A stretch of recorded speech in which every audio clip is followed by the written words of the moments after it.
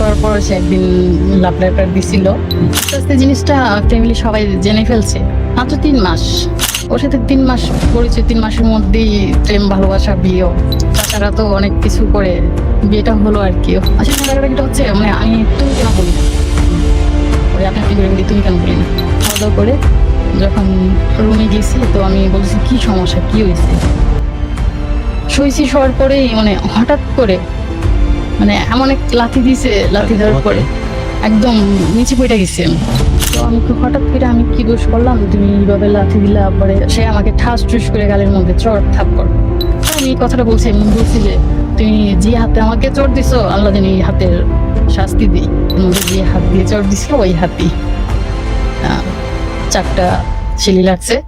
চলো আকাশ ছুঁয়ে দেখি, চলো স্বাধীনে দেশটারে বুকে বেঁধে রাখি, চলো কারো ভালো লাগায় উচ্ছ্বসিত হই, চলো কারো কষ্টে হাজারি করি, চলো প্রিয়তমার চোখে রাখি চোখ, কানে কানে বলি জান আমি তোমাকে অনেক ভালোবাসি। প্রাণের চাইতে প্রিয় মা তুমি, প্রিয় এই মাতৃভূমি, চলো মাকে ভালোবেসে আরেক দফায় মরি। আচ্ছা কে ডাকে এভাবে? ভালোবাসার ফেরিওয়ালা, চলে এসো বন্ধু মাটির টানে, তারুণ্যের জোয়ারে ভাসবে তুমি, ভালো লাগার সুর বাজবে তোমার মনে, আর বাঁধন হারা হব আমি মুক্তির গানে। এটাই তো তোমার দেশ, এটাই তো আমার দেশ, আমাদের ভালোবাসা, আমাদের বাংলাদেশ। ফিওনা প্রেজেন্টস ভালোবাসার বাংলাদেশে দেশ এবং দেশের বাইরে থেকে যারা আমাদের সাথে যুক্ত আছেন তাদেরকে অনেক ভালোবাসা, অনেক শ্রদ্ধা, অনেক মহব্বত, অনেক যত্নের সাথে স্বাগত জানাচ্ছি আমাদের আজকের আয়োজনে। এবং আমাদের এই বৃহস্পতি শুক্রবারের এই মুহূর্তটা অনেক বেশি মূল্যবান হয়ে ওঠে আপনাদের প্রেজেন্সের কারণে, এবং যারা দীর্ঘদিন ধরে নিরবিচ্ছিন্নভাবে আমাদেরকে ভালোবেসেছেন, যত্ন করে পাশে থেকেছেন, তাদেরকে কৃতজ্ঞতা জানাই। সো আমরা যাচ্ছি আজকের যথারীতি আজকের এই রেগুলার গেস্টের কাছে। অনেক ভালোবাসা, অনেক শ্রদ্ধার সাথে ফিওনা প্রেজেন্স ভালোবাসা বাংলাদেশে স্বাগত জানাচ্ছি আপনাকে। কেমন আছেন? জি ভালো। ইন রিটার্ন জিজ্ঞেস করবেন আমি কেমন আছি? হ্যাঁ অবশ্যই, কেমন আছেন? আর শুনলাম অসুখে নাকি অসুস্থ, একটু দৌড়াদৌড়ি করতেছেন। হ্যাঁ আমি ভালো নাই। 3 দিনে গত 72 ঘন্টায় হয়তো আমি নিরবিচ্ছিন্নভাবে 5টা মিনিটও ঘুমাইনি। বাট জীবনে চমৎকার কিছু উপলক্ষ কাছ থেকে দেখার সুযোগ হয়েছে। মাইক্রোফোন আপনি কাছে নিয়ে নিতে পারেন যাতে করে কথা বলতে সুবিধা হয়। আপনি অ্যাডজাস্ট করে নেন মাইক্রোফোন। তো ছোটতে বড় হয়েছি শহরে। তো বাবা ছিল দেশের বাইরে। আমরা 2 ভাই 1 বোন, আমি সবার ছোট। আর সবার কাছে ইম্পর্টেন্ট না হলো, এত ভালোবাসার না হলো, খুব যত্নে বড় হয়েছি বাবা মার কাছে। তো আসলে ওই যে বলে না মানুষের জীবনে ভালোবাসা বারবার আসে। ভালোবাসা আসলে কি বলবো, যখন ক্লাস 4-এ উঠছি তখন থেকেই মানে ক্লাসের আশেপাশে ছেলেরা দেখতে খুবই মিষ্টি, সুন্দর না, এটা অনেকের কাছ থেকে শুনছি। তারপরও কে সুন্দর না? আমার কথা বলতেছি। তো তারপরও ছেলেরা অনেকেই অনেক ভাবে সুন্দর মেয়েটার হাইট কত? আমার পাসপোর্ট 3 হবে। এটা কিন্তু খুব সহজ একটা হাইট না বাংলাদেশের প্রেক্ষিতে, এটা তো জানো। খুব সহজেই সচরাচর কি দেখতে পাবে এরকম হাইটের মেয়ে? না, অনেকেই আমারে বলে পাকিস্তানি পাকিস্তানি। আমার এক দুলাভাই খুব দুষ্টামি করে বলে যে আর পাকিস্তানি শালি। আমি তো মনে হয় যে এরকম লুক ওয়াইজ চিন্তা করলে তো এদেরকে লুকের ব্যাপারে সবাই আগায় রাখে মানুষ। তাই আমি ওটার সাথে আমি স্ট্রংলি ডিসএগ্রি করছি যে কথাটা তুমি বললে। তারপর তো ওইখান থেকে আর কি ভালোবাসা শুরু। পাকিস্তান থেকে? ও আচ্ছা, ওই ক্লাস 4 থেকে। তো একটা ছেলে প্রায় পিছনে ঘুরতো, ঘোরাঘুরি করতো। ঘোরাঘুরি তো অনেকেই করতো, কিন্তু নির্দিষ্ট একটা ছেলে দিকে তোমার নজর গেছে। না, আমার নজর যায়নি। তো ওই ছেলে যে আমাকে যে এতটা পছন্দ করতো এটা মানে পরে, অনেক পরে বুঝতে পারছি। তো যখন বুঝতে পারছি তখন এটা শেষ। তো তখন এটা শেষ। ভাইদের কাছে, বাবার কাছে, অনেকের কাছে অনেক কথা শুনছি যে বয়স হয় নাই এখনো, ক্লাস 5 পরে এই অবস্থা। তো যখন ক্লাস 10-এ উঠছি, ওঠার পরে একজন পছন্দ করতো, সে দেশের বাইরে থাকতো। সে দেশের বাড়ি থেকে আসছে, 8 বছর বিদেশ ছিল, ওইখান থেকে আসছে, মালয়েশিয়ায় ছিল। তো স্যারের কাছে প্রাইভেট পড়তাম, তো ওই স্যারও পছন্দ করতো। কারে তোমার লটা পছন্দ শুরু করলা, তুমি দেখতে ভালো না। ওকে, মাইক্রোফোনের কাছে থাকো। আচ্ছা, তোমরা মেয়েরা কি এনআরআই, মানে এনআরআই সব ক্ষেত্রে বলা যায় না, ইন্ডিয়ার ক্ষেত্রে বলে বিদেশ ফেরত? মানে ফরেন। এদের পছন্দ বেশি। আচ্ছা, তারপর স্যারও পছন্দ করতো, ওই ছেলেও পছন্দ করতো, অনেকে না, পছন্দ স্যারে করতো। পছন্দ করতো, তো স্যারে অফার দিছে, দেওয়ার পর তোমারে? হ্যাঁ, স্যার কেমন অফার দেয়? আচ্ছা, স্যারের না ছাত্রকে কেমন অফার দেয় শুনি তো, মাইক্রোফোন কাছে নিয়ে। হ্যাঁ, স্যারের এক পরিচিত কাজিন ছিল, ওর মাধ্যমে বলছিল, বলার পর থেকে ওই সেদিন থেকেই মানে স্যারের কাছে পড়া শেষ। স্যার আসলে পড়ি না, পড়া দেই না ঠিক ও আচ্ছা, কাজিনের থ্রুতে। আমি ভাবছিলাম যে এরকম নয়, দুই দিয়ে যদি 5ও বলে আমি তা বলবো যে ঠিক আছে। তো স্যারের কাছে পড়া শেষ, তো স্যারেরই পরিচিত স্যার ফ্রেন্ড হয়তো বা বিদেশ থেকে আসছে, আসার পরে সে বাজারে একটা দোকান নিয়ে বসছিল মোবাইলের। হুম। তো ওটা কি মাদ্রাসা, ওই যে মাঠটা আছে পার হয়ে যে দোকানগুলো, এর মধ্যে কোনো একটা? না, এটা হচ্ছে গ্রামে।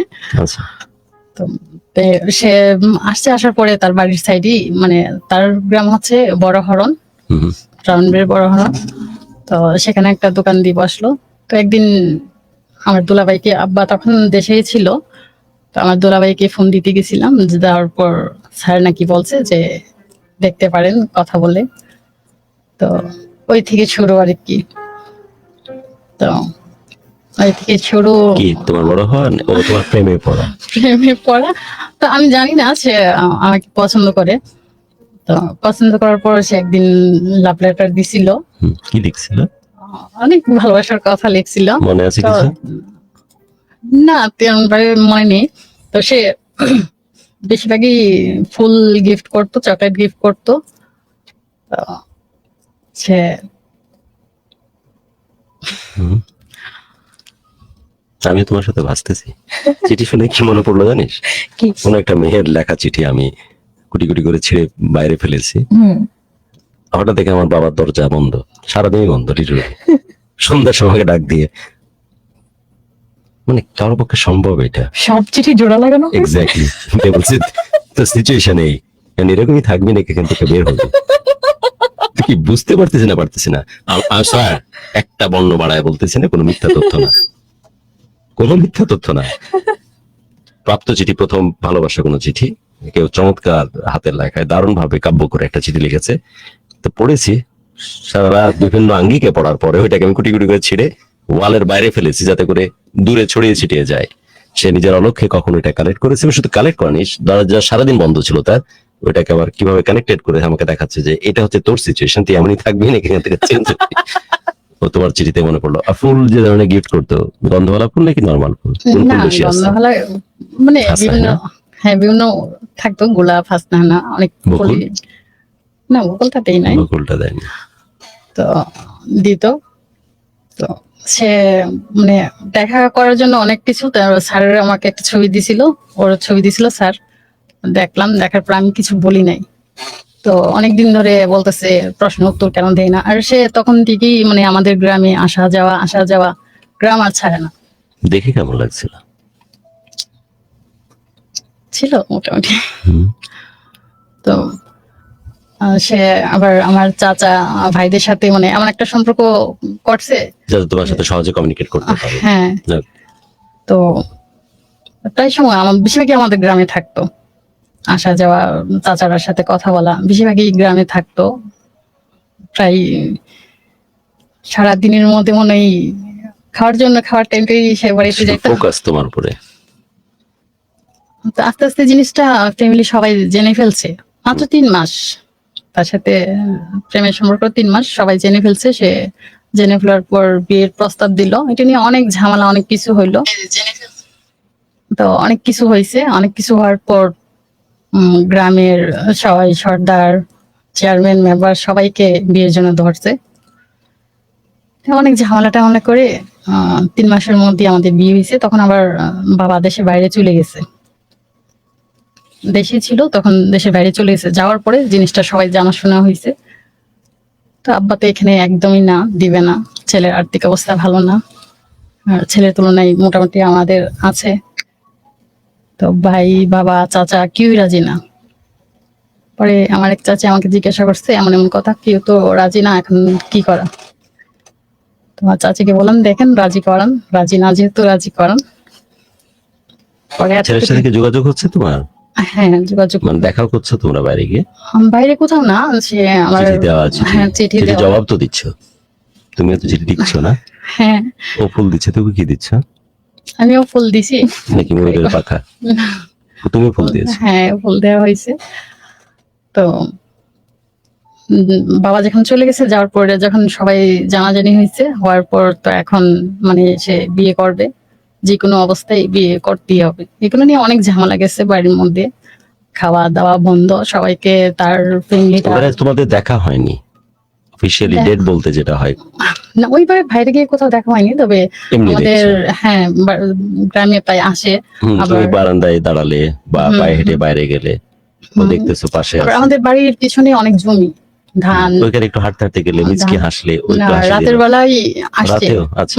আসছে দেখা করতে।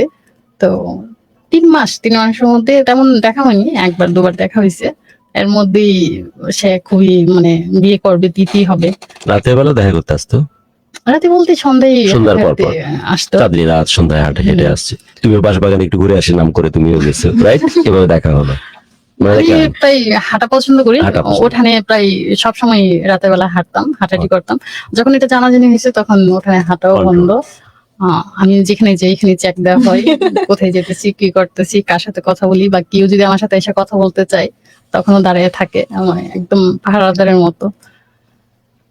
তো সবাই জানাজানি হওয়ার পরে তার ফ্রেন্ড সার্কেল সবাই, তারা সবাই বলতেছে যে বিয়ে এখানে দিতেই হবে, আমাদের কেউ রাজি না।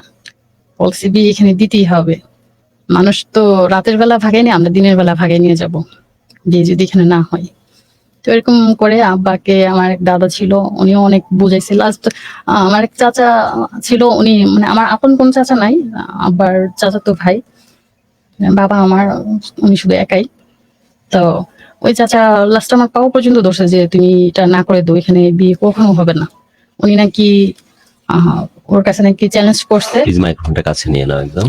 ওর কাছে নাকি চ্যালেঞ্জ করছে যে আপনি যদি এখানে বিয়ে করতে পারেন তো হাতে বট গাছ উঠবে, এখানে প্রশ্নে আসেন আপনি এখানে বিয়ে দিবে না। তো এইভাবে তো সমস্যা। আমাদের গ্রামের মেম্বার ফুফু আমার মেম্বার ছিল, তো ওনার কাছে রাত দিন 24 ঘন্টা আসা যাওয়া, মানে বিয়েটা অনেক ঝড়ঝাপটির মধ্যে হয়েছে। তো আমার বাবা শর্ত দিয়েছে যে ঠিক আছে বিয়ে হবে, বাবাকেও রাজি করানো হয়েছে, বলছে যে ঠিক আছে বিয়ে হবে, তবে এখন মেয়ে তুলে নিবে না, ছেলেও আসবে না, ছেলে ছেলের বাড়িতে থাকবে আর মেয়ে মেয়ের বাড়িতে থাকবে। তো ওইভাবে বিয়েটা হলো প্রায় 3 মাস, মানে ওর সাথে পরিচয় হওয়ার 3 মাসের মধ্যেই বিয়ে হয়ে গেছে। তো তখন তো তোমার আন্ডার এজ, বয়স তোমার খুব বেশি না? না তখন কত? তেমন বিয়ে 11 বয়স 12? হয়নি। হ্যাঁ কত, সত্যি 11 12? না তখন ক্লাস 8-এ। ও আরেকটু বেশি। আমি তো আমার বিয়ের সময় হয়ে গেছে বলে আমি অঙ্গনকে বলতে চাইছিলাম যে মেয়ে দেখ। আমার ছেলের বয়স। অঙ্গনের নিজেরই এখনো বিয়ে হয়নি। তাহলে অঙ্গ এমনকে বলি অঙ্গনের জন্য মেয়ে দেখ। ওকে, তারপর? তো তখন এই চাচারা তো অনেক কিছু করে বিয়েটা হলো আর কি। হওয়ার পর বাবা বলছে যে এখন তুলে দেওয়া হবে না, মেয়ে মেয়ে থাকবে আমার এখানে আর ছেলেও থাকবে ছেলের এখানে। তো এই কথা বলার পর তারপর বিয়ে হওয়ার পরে আছে তার বাড়িতে, আমি আমার বাড়িতে, তার সাথে তেমন দেখা সাক্ষাৎ তো হয় না। তখন তো ফোনেরও তেমন একটা বিয়ের ইয়ে পরে ছিল না। দেখা সাক্ষাৎ হয় না? বাসর তো হলো না? না না সেদিনই চলে গেল? না না দেখা সাক্ষাৎ বাবা যে এই কথা বলছে এর আগে আর দেখা সাক্ষাৎ ওরেও উঠায় আনা হয়নি, কাবিনে বিয়ে হয়েছে। ও আমাদের এখানে আসে না, আমিও তাদের এখানে তার সাথে তেমন কথাবার্তা, 9 দিন পরে তার সাথে আমার কথা হয়েছে বিয়ের। ওকে। তো 9 দিন পরে কথা হয়েছে, তাকে নিয়ে সে একটা রিক্সায় করে, রিক্সা পাঠাইছে আমার জন্য যে ব্রাউনবাড়ি আসার জন্য, ব্রাউনবাড়ি আসলে শহরে আসলে দেখা হবে, রেস্টুরেন্টে বসবে, খাওয়া দাওয়া করবে বা যেটা কেনাকাটা, এই জন্য রিক্সা পাঠাইছে। তো আমি বলছি এখন যাব না, পরে অনেক জোর জবরদস্তি করে পরে মা বলতেছে ঠিক আছে যাও। পরে গেছি, যাওয়ার পরে তার সাথে আমার ওইভাবে কখনো তোমার দেখা বর কি হয়নি। বাইক চালায় নাকি? বাইকে তো না। খুব হই হুল্লোড় দেখি ওই এলাকাতে, স্পেশালি বর্ডার এলাকার কারণে এক্সক্লুসিভ ইন্ডিয়ান বাইক গুলো আসে এবং এক্সক্লুসিভ কাপড় চোপড়ও পাওয়া যায়। অনেক কিছু পাওয়া যায়। হুম। গিফট করছে এরকম কিছু? না, তারপর গেছি ওইখানে যাওয়ার পর তার সাথে আমার তেমন দেখা হয় না। আর হঠাৎ করে দেখা হয়েছে, হয়তো আনইজি ছিলাম, তো রেস্টুরেন্টে খাবার অর্ডার করছে, বসছি, তাও আনইজি, কথা বলতেছি যে মানে বলতে পারতেছি না, কিছু খেতে পারতেছি না ওর সামনে। তো হঠাৎ করে সেদিনই রেগে গেছে, রেগে গিয়ে বলতেছে আর কবে ইজি হবা? না, তার সাথে আমার ওই তেমন কথা হয়নি, আর তেমনও পরিচয় বা রাগার পরে কি বলে? 3 মাস, বুঝেন না। রাগার পরে কি তো বলে? রাখার পর বলতেছে যে এইভাবে যদি থাকো তাহলে গ্লাস আর সামনে যেটি আছে এটা তার মাথার মধ্যে বাড়ি দিয়ে বাইরে ফেলবো, সেটা রাগের মাথায় বলছে। তা আমি আর কিছু বলি নাই। তো সেদিন সেখান থেকে পরে আমি এসে পড়ছি, আসার পরে আর তার সাথে আমার দেখা সাক্ষাৎ হয় না, কথাও হয় না। তো কি কারণে যেন একটা বিষয় নিয়ে একটু কথা কাটাকাটি হয়েছে। সেই দিনই? না, তার পরে কিছুদিন পরে। তো আমি বলতেছি যে আমি খালার বাড়িতে যাব, আমাকে বলছি যে আমি যাই খালার বাড়িতে। তো আম্মা বলছে আচ্ছা ঠিক আছে, আমিও যাবো, তো খালাকে দেখে আসবো। ঠিক আছে। তো বলতেছে জামাইকে বলা হয়েছে, আমি কি তখন কি বিষয় নিয়ে যেন ওর সাথে একটু মান অভিমান চলতেছিল। তা আমি বলছি বলা হয়েছে, জানে যাবো যে। পরে এই কথা বলার পরে আম্মা রেডি হয়েছে, আমি গেছি, যাওয়ার পর সে মানে একদম রাইগা মাইগা একদম শেষ, যে আমি ওইখানে গেলাম কেন। মানে অনেক নাকি অনেক গালাগালি করছে আমাকে, বলতেছে যে সংসার করব না, ওরে ছেড়ে দিব, মুখে নাকি তালাক শব্দটা নাকি আসছে শুনছি। পরে পরে শোনার পর তো সবকিছু ওই ভাবে চলতেছে।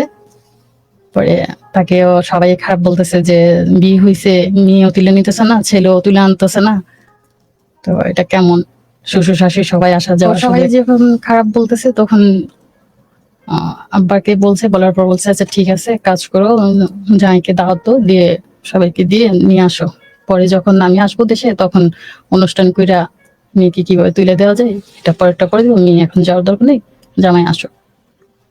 পরে সে সেদিন আসছে, তার ফ্রেন্ড সার্কেল দেখে নিয়ে আসছে, আম্মা দাওয়াত করছে, কাউকে নিয়ে আসেনি, শুধু ফ্রেন্ড সার্কেলকে নিয়ে আসছে।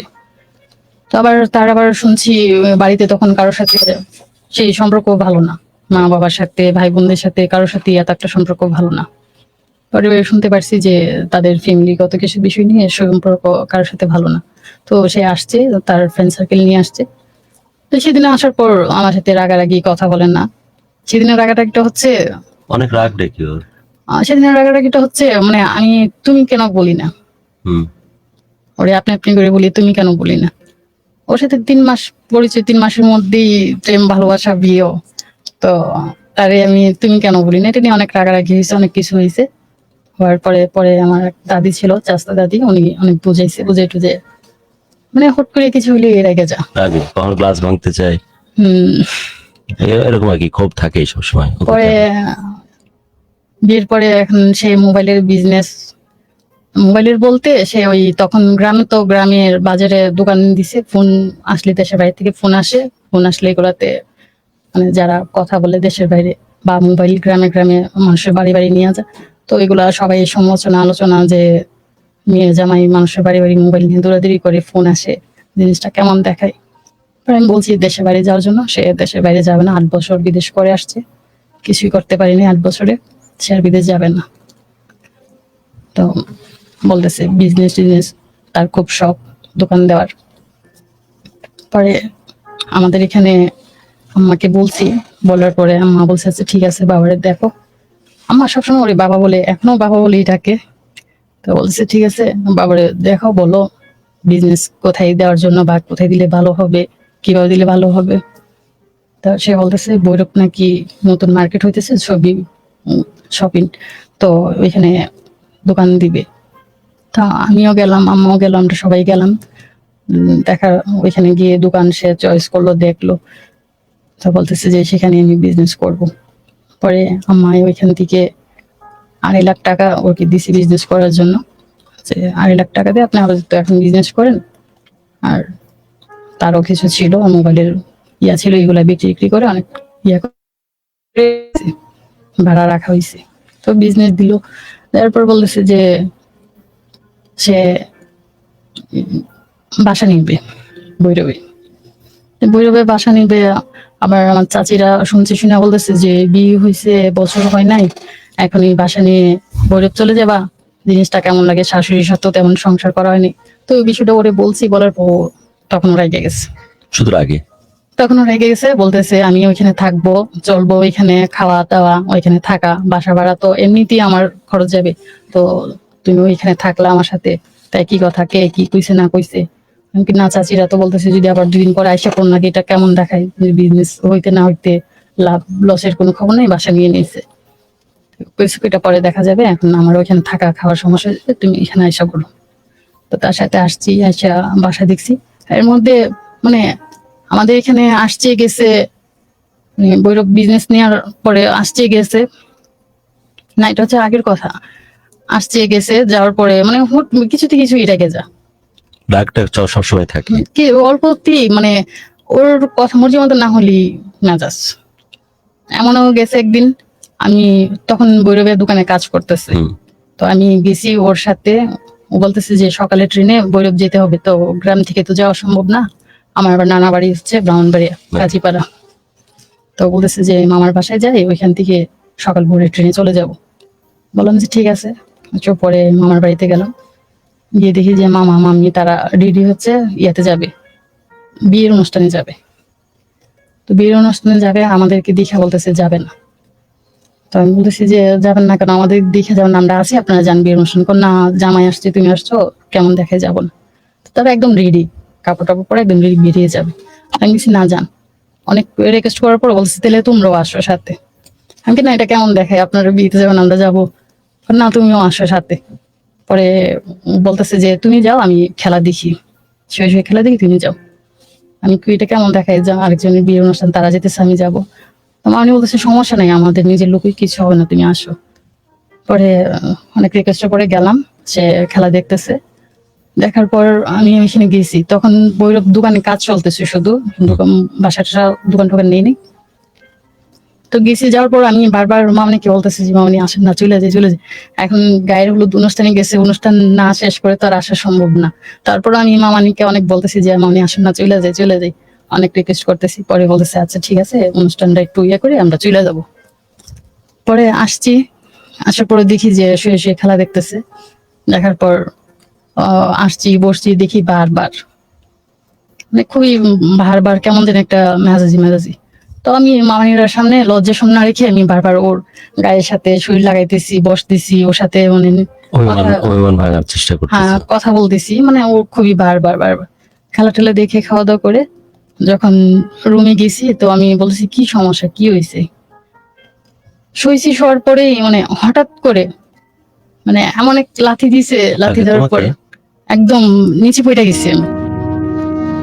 যাওয়ার পর পরে আমি মামানি তারা আছে, তো আমি আর কিচ্ছু করিনি, কোনো শব্দ করিনি। আর এই সময় 1 বছর হয়নি বিয়ের, 3-4 মাস চলতেছে।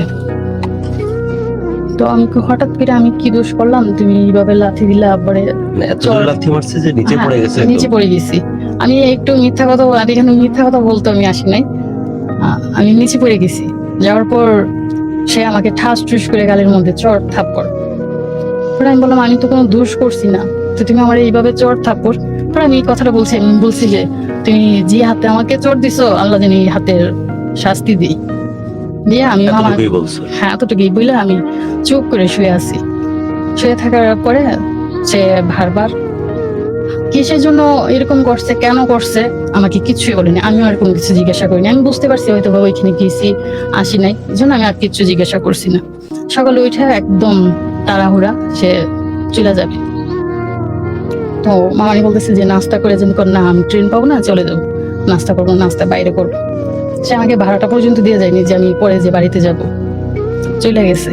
যাওয়ার পর মামানি তার সাথে বলতেছে যে ও তো চলে গেছে, তো তোমার নিয়ে আমরা বিয়ের অনুষ্ঠানে সেন্টারে খাওয়া দাওয়া করে তুমি ওই দিক থেকে চলে যাও। আমি বলেছি আমি ও চলে যাবো বাড়িতে। বলতেছে কেন, না তুমি একবারে বিয়ের খাওয়া দাওয়া করে তারপর যাই। খাওয়া দাওয়া এর ভিতরে যাই। পরে গেছি মামানিদের সাথে, যাওয়ার পর এখান থেকে খাওয়া দাওয়া করে আমি এখান থেকে বাড়িতে চলে গেছি। মামতো ভাই সিনজি তুলে দিয়েছে, পরে আমি বাড়িতে চলে গেছি। গিয়ে আম্মাকে আর কাউকে কিছু বলি নাই, কখনো কোনো কিছু কাউকে বলি নাই। এই জন্যই যে বললে বহিরাগরা আমার কি দোষারোপ স্বাভাবিক, করবে। যেহেতু তুমি নিজে পছন্দ করে সম্পর্কটাকে সামনে হ্যাঁ। নিয়েছো। সবসময় লুকায় রাখতে, আড়াল করে রাখতে পুরো ব্যাপারটা। সবসময় মানে অত্যাচার, কষ্ট, মান, কিছু। অভিমান সবকিছু। পরে সে যখন এরকম করছে, আমি বাড়িতে গেছি, তখন আমাদের একটা সিটি সেল একটা মোবাইল, তখন ফার্স্ট মানে মোবাইল কেউ ওইরকম ভাবে কেউ ইউজ করতো বুঝতে না পারছি, তখন। বল। পরে মোবাইল ছিল, ওই মোবাইলে ফোন দিছে রাতের বেলা, রাত 2টা 2:30 বাজে তখন ফোন দিছে। শীতের দিন ছিল, ফোন দিয়া বলতেছে, আমি ফোন ধরি না, আমি ভাবছি যে আহ, সকালবেলা এরকম করে গেছে, ফোন দিয়েছে, অভিমান করে ফোন ধরতেছি না। পরে যখন আবার ফোন দিছে ধরছি, তারপর আমি বলতেছি যে কি কি হয়েছে এত ফোন। পরে বলতেছে আমার ভাইয়ের, আমার বড় যে, তার কথা বলতেছে যে আরিফ ভাই কই। আমি কই কেন আরিফ ভাই হঠাৎ করে, আরিফ ভাই, আমি কি আমার সাথে মনে মনে ভাবতেছি যে আমার সাথে রাগারাগি করে বাইরে খুঁজতেছে কারণ কি, আর বাইরে খুঁজতেছে কারণ কি। এই কথা বলার পর বলছে আরিফ ভাইয়ের কাছে তো ফোনটা। আবার আমার এই ভাইয়ের সাথে সে কখনো কথা বলে নাই, মানে আমার বিয়ের বিষয় নিয়ে ওর সাথে অনেক ঝামেলা হয়েছে, অনেক কিছু হয়েছে। একদম এমনও দেখা গেছে একজন না একজনের মারার জন্য লোক নিয়ে, মানুষ নিয়ে ঘোরাঘুরি করছে। তো ওর সাথে তেমন বেশি কথা বলে না। তো বলতেছে হঠাৎ করে বলতেছে আরিফ ভাইকে তো। আমি আবার ভাবলাম যে কি হয়েছিল, আরিফ ভাইকে দিব, আমার নামে কি করলাম নালিশ, আমি কি করলাম না করলাম। পরে আমি ফোনটা নিয়ে আরিফ ভাইকে দিয়েছি, দেওয়ার পর বলতেছে ভাই আমার তো এমন এমন সমস্যা, আমি মানে আমাদের গ্রামটার নাম ভাটপাড়া বলে, তো ওই গ্রামে আমি রিক্সাতে আসার সময় ঢাকাতে আমার হাতে ছুরি দিয়ে গায়ে দিছে রক্ত, আমি এরকম ইয়া করে ইয়ার মধ্যে আছে, আপনি এসে নিয়ে যান, একটা দোকানে ফার্মেসি দোকানে আছে, আপনি এসে নিয়ে যান। আবার ভাইকে বলছে আমাকে যেন বিষয়টা না জানাই। তো আমি বলতেছি যে কি হয়েছে, উনিও দেখি যে চাচারা ফোন দিতেছে, সিনজি আনতেছে, আমি কি হয়েছে, কি সমস্যা। পরে বলতেছে এমন এমন হাতে নাকি কি বলে ব্যথা পাইছে, যাই নিয়ে আসি। তো আমি বলতেছি আমিও যাবো। না তোর যাইতে হইব না। ওই ভাইয়ের সাথে এখনো কথা বলি না ভালো করে।